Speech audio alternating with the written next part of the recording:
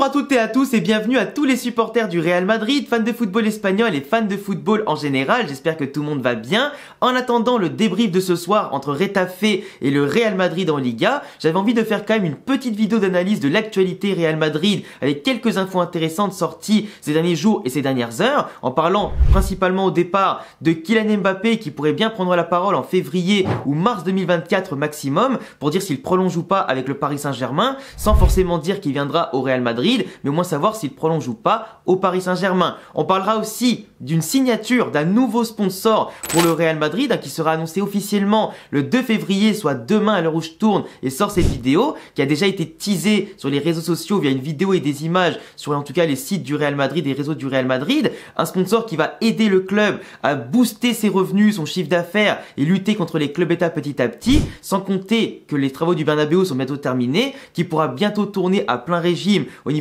événementiel et financier pour permettre pourquoi pas au Real Madrid d'atteindre la somme record et pour la première fois pour un club de foot de dépasser le milliard d'euros de chiffre d'affaires, voire peut-être le milliard et demi dès la saison prochaine. Mais avant de détailler tout ça, n'hésitez pas à vous abonner si vous aimez le foot espagnol, le foot en général et surtout le Real Madrid, parce qu'il y a tout ce qu'il faut sur la chaîne, en tout cas pour vous divertir et partager nos passions qui est quand même commune, surtout qu'il y a beaucoup de concepts qui arrivent, des documentaires, des grosses vidéos analyses en dehors aussi du Real Madrid. J'ai prévu beaucoup de choses, ça prend du temps à se mettre en place parce que forcément c'est un taf qui est très qualitatif et il faut forcément prendre du temps pour pas bâcler les choses, mais une fois que ça va arriver, vous le regretterez pas. Surtout qu'on est bientôt 70 000 et on se rapproche petit à petit des 100 000 abonnés, c'est un rêve de gosse d'avoir 100 000 abonnés sur ma chaîne foot, tout comme je les ai déjà sur ma chaîne manga animé que vous connaissez peut-être. Du coup merci à ceux qui rejoignent l'équipe et en tout cas on est parti pour la vidéo. Le Real Madrid vient de signer un nouveau sponsor officiel, en tout cas qui va apparaître sur son maillot, pas devant comme Fly Emirates, ils vont pas apparaître derrière ni sur les épaules en tout cas, ils vont apparaître sur la manche.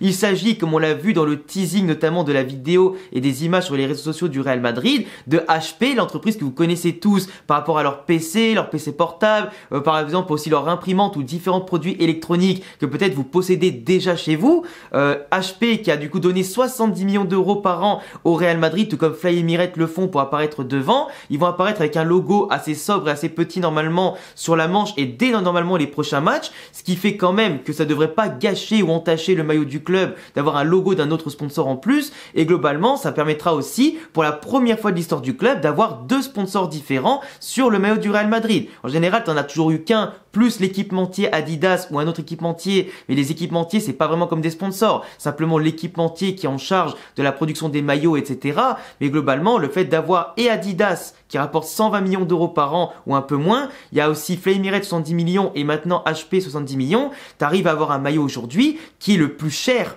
de l'histoire aujourd'hui, en tout cas dans le monde du football, qui rapporte entre 250 millions et plus en termes rien que de sponsors et d'équipementiers. C'est absolument énorme dans le chiffre d'affaires. À côté de ça, tu as les travaux du Bernabéu qui avancent, que globalement il sera bientôt fini. Alors l'inauguration totale et finale sera faite sûrement soit vers la fin de la saison qui est en cours, soit au début de la saison prochaine, avec en tout cas tout le mercato ambitieux qui sera fait, avec peut-être comme je disais, Haaland ou Mbappé, Alphonso Davies, etc. À voir ce que Pérez en tout cas planifie en fonction de l'avancée des travaux et ce qui peut vraiment être réalisé. Mais une fois qu'ensuite les travaux seront terminés et que l'événementiel sera délégué à l'entreprise, en tout cas dont on avait parlé déjà la dernière fois, globalement le Real Madrid devrait faire tourner le stade quasiment toutes les semaines et quasiment tous les jours, avec du théâtre, des concerts, avec en tout cas pas mal de sports différents, avec la pelouse rétractable etc. qui peut se modeler assez facilement pour tout type d'événement. Bah, globalement le Real Madrid pourra dépasser, et c'est largement au-dessus des prévisions, le milliard voire le milliard et demi d'euros de chiffre d'affaires par an. C'est pas des revenus, c'est du chiffre d'affaires. Mais déjà quand on voit que le Real Madrid atteint sans aide événementielle, atteint sans le stade terminé, avec en plus des tribunes fermées, qui a atteint sans une vente de maillot optimale, sans les sponsors en tout cas signés de base,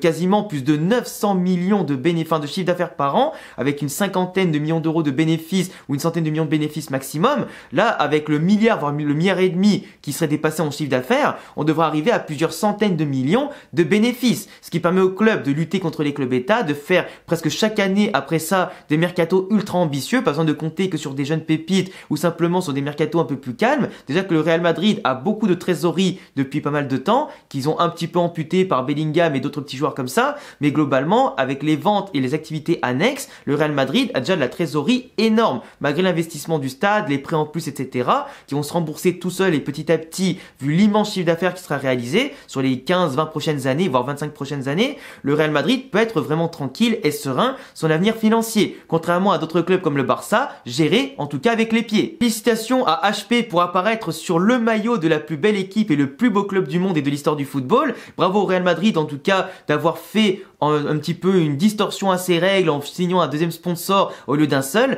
mais comme le dit Pérez, il faut vivre avec son temps et savoir changer les traditions à des moments pour aller de l'avant, pour en tout cas le bien du club. Il a tout à fait raison et c'est pour ça que c'est le plus grand président de l'histoire du football. Pour la suite, Kylian Mbappé devrait donc soit parler en février, soit en mars 2024 pour annoncer sa décision, parce que d'un côté le Paris Saint-Germain comme le Real Madrid ne veulent pas revivre encore une fois éternellement un feuilleton qui dure et qui dure et qui dure. Là, ils en ont ras le cul d'un côté comme de l'autre, même si le Paris Saint-Germain est prêt à dégainer une offre à 100 millions d'euros de salaire par an net pour Mbappé, ce qui serait absolument faramineux et vraiment du jamais vu et vraiment totalement aberrant pour un joueur qui n'a pas gagné de ballon d'or, etc., de Ligue des Champions et qui n'aide pas non plus le projet Paris Saint-Germain à briller comme il voudrait qu'il brille, même s'il est très fort et qu'il a déjà remporté des Coupes du Monde, tout ça, 100 millions d'euros pour une seule personne, sachant que Cristiano Ronaldo lui-même au Real Madrid dépassait pas les 30-35 millions d'euros nets par an, c'est quand même aberrant. Et de l'autre côté, Pérez et le Real Madrid devront offrir que 30 millions d'euros nets par an à Mbappé, ce qui est déjà faramineux, ce qui est déjà, je crois, 2 fois ce que gagne Bellingham et 3 fois ce que gagne Vinicius au Real Madrid, et ce qui va sûrement faire des jaloux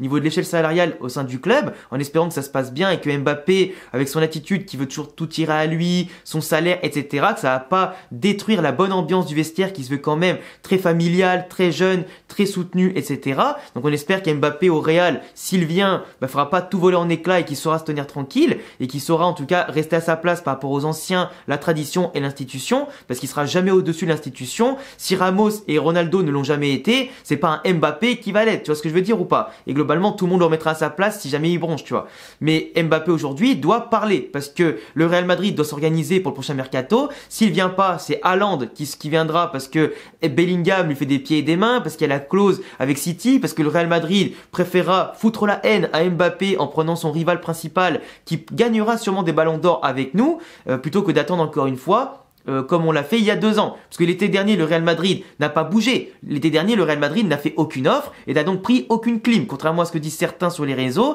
le Real Madrid n'a pas bougé en 2023. C'est que dans la tête des supporters du Paris Saint-Germain que le Real Madrid s'est pris une deuxième clim de suite. Parce que la clim, elle était en 2022. Mais là, en 2024, ils veulent pas faire la même erreur, malgré l'obsession de Pérez pour Mbappé avant d'autres joueurs, vu que c'est quand même une star interplanétaire, un mec qui peut marquer 40, 50, 60 buts par saison. Que sur 10 ans, après derrière, il va te rapporter énormément de revenus, le public français et francophone du monde entier, de l'exposition en plus sur les réseaux, etc. C'est clairement le nouveau Messi, Cristiano sur les réseaux et globalement au niveau de potentiel, même s'il est loin encore de manger à leur table. Mais globalement, Mbappé, c'est sûr qu'en termes de transfert, finance, tout ça, il y a plus que des retombées sportives derrière ça, tu vois. C'est plus qu'un produit marketing aujourd'hui, Kylian Mbappé. C'est un enjeu qui dépasse tout ce qu'on pense sur les différents aspects autour du football et dans le football et dans la vie en général. Mais Mbappé, en parlant aussi, permettra au club, que ce soit le Paris Saint-Germain ou le Real Madrid, non seulement de s'organiser sur les différents mercatos pour le remplacer ou pour l'accueillir à côté de lui, etc., soit aussi pour préparer sa potentielle absence durant l'été, puisqu'il va enchaîner l'Euro. Lui, il a envie de faire les Jeux Olympiques derrière, en plus les Jeux Olympiques en France.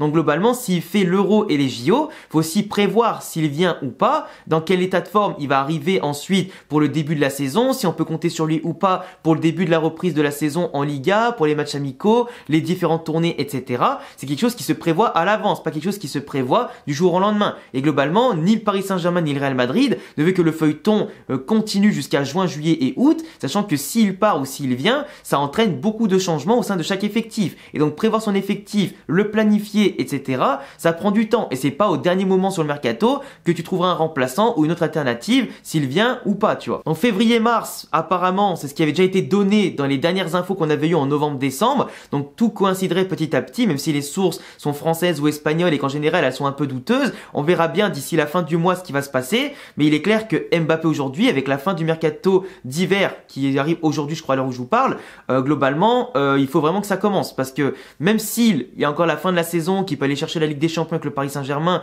mais ça s'annonce quand même très compliqué vu la concurrence, parler pour dire que tu restes ou pas, tout comme le font les entraîneurs comme Klopp, tout comme l'a fait Xavi par exemple, c'est pas un manque de respect envers le club, il a tout donné, il a donné ses primes pour continuer à jouer, etc. Il a fait des sacrifices quand même de son côté, même s'il en a fait un peu des caisses, tout ça pour rester de base, mais aujourd'hui il a eu ce qu'il voulait au Paris Saint-Germain, il a eu les joueurs qu'il voulait à côté de lui pour progresser, pour avoir le cocon français, pour qu'il ait ses potes, etc. Donc si bien sûr il part après, c'est un peu bizarre, mais dans tous les cas, moi je suis pas dans l'attente qu'un Mbappé signe, je préfère avoir un Haaland et qu'il vienne ou pas. Dans tous les cas, le Real Madrid, comme on le voit aujourd'hui, surperforme en Espagne, performe globalement sur tous les tableaux, même s'il manque quand même, il est vrai, une référence en attaque pour justement éviter, comme on l'a fait contre l'Atlético Madrid, c'est-à-dire de perdre avec un manque de solutions offensives, quand malheureusement on est un petit peu en panne d'efficacité avec des profils moins tueurs, moins décisifs et un système de jeu sans numéro 9 fixe. On peut pas gagner à tous les coups avec ou sans Mbappé, mais le Real Madrid a toujours gagné sans Mbappé pendant qu'il était toujours pas là, et de l'autre côté on gagnera toujours avec ou sans lui. Donc qu'il vienne ou pas, moi personnellement je m'en fous, parce qu'il y aura d'autres alternatives pour le Real, mais c'est surtout pour Mbappé qui commence à parler et que chaque club au moins fasse les choses de manière réglo, que ça calme les tensions de part et d'autre entre le PSG et le Real Madrid, et simplement que ça reste simplement dans la sphère sportive et l'extra sportive, ou du moins tout ce qui touche au blabla et machin et les contrats, ça nous on s'en fout. Ce qui nous intéresse c'est savoir où tel joueur va jouer, et surtout si ça concerne notre club, que tout s'arrête ou simplement que tout commence dans un nouveau cycle. Enfin bref, on verra bien tout ça dans les prochains jours, prochaines semaines. N'hésitez pas à me dire en commentaire ce que vous en pensez. N'hésitez pas à vous abonner, cocher la cloche, mettre un petit pouce bleu bien entendu si vous aimez mon travail. Il y a tous mes réseaux comme TikTok, Twitter, Twitch et Insta en description. Et à bientôt les amis pour prochaine vidéo. Et à ce soir surtout. Ciao!